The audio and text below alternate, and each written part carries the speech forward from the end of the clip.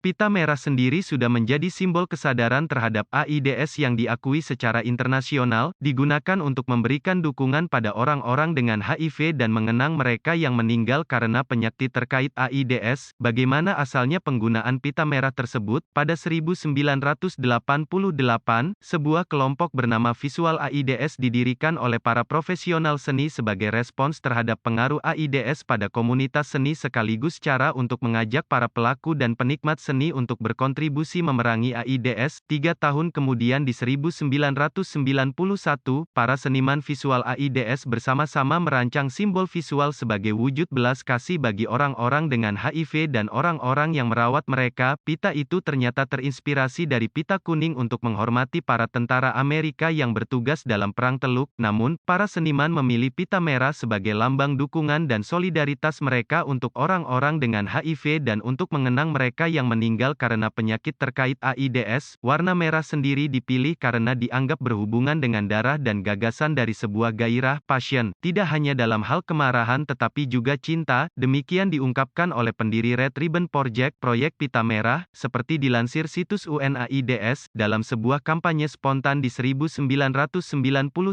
para sukarelawan proyek pita merah mengirimkan surat dan pita merah kepada semua peserta yang menghadiri Tony Award di Amerika Serikat, di mana aktor Jeremy Irons tampil di televisi nasional dengan pita merah tersemat di kerah pakaiannya. Simbol itu kemudian datang ke Eropa dalam skala massal pada Senin Paskah di 1992, ketika lebih dari 100.000 pita merah dibagikan selama konser penghormatan kesadaran AIDS Freddie Mercury di Stadion Wembley, Inggris. Lebih dari 1 miliar orang di lebih dari 70 negara menonton pertunjukan tersebut melalui televisi. Sepanjang era 90-an, banyak selebritis menggunakan pita merah, yang juga didukung oleh kepedulian tinggi Putri Diana terhadap AIDS. Fakta bahwa gerakan itu diikuti secara luas sungguh menakjubkan.